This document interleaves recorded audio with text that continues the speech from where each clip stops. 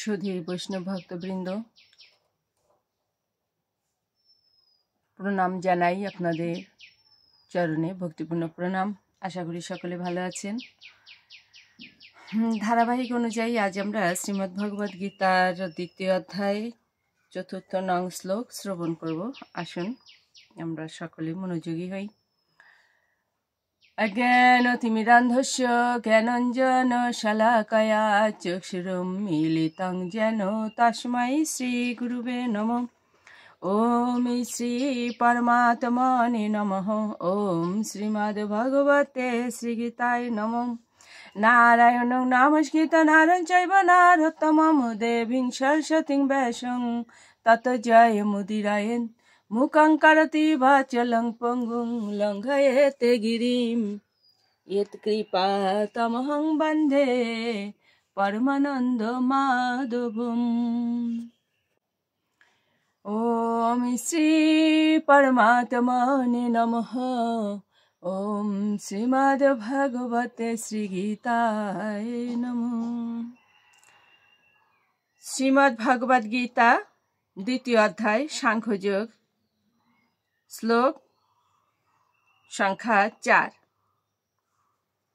অর্জুন উবাচ কথম ভীষ্মম অহম সংখ্যে দ্রোণম চ মধুসূদন ইষুভিঃ প্রতিয়োৎস্যামি পূজারহ অরিসূদন। অনুবাদ: অর্জুন বললেন, হে অরিসূদন, হে মধুসূদন, এই যুদ্ধক্ষেত্রে ভীষ্ম দ্রোণের মতো পরম পূজনীয় ব্যক্তিদের কেমন করে আমি বাণের দ্বারা প্রতিদ্বন্দ্বিতা করব। তাৎপর্য: পিতামহ ভীষ্ম ও শিক্ষক দ্রোণাচার্যের মতো গুরুজনেরা সর্বদাই পূজনীয়। এমনকি যদি তারা আক্রমণও করেন, তবুও তাদের প্রতি আক্রমণ করা উচিত নয়। সাধারণ শিষ্টাচার হচ্ছে গুরুজনের প্রতি এমনকি মৌখিক তর্কযুদ্ধ করা উচিত নয়। এমনকি তাদের আচরণ যদি কখনো কখনো রূঢ় হয়, তবুও তাদের প্রতি রূঢ় আচরণ করা উচিত নয়।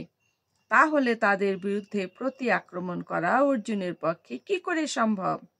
শ্রীকৃষ্ণ কি কখনো তার পিতামহ উগ্রসেন অথবা তার গুরুদেব সান্দীপনী মুনিকে আক্রমণ করতে সমর্থ হবেন? অর্জুন যুদ্ধ থেকে বিরত হবার জন্য শ্রীকৃষ্ণকে এইরকম যুক্তি প্রদর্শন করলেন।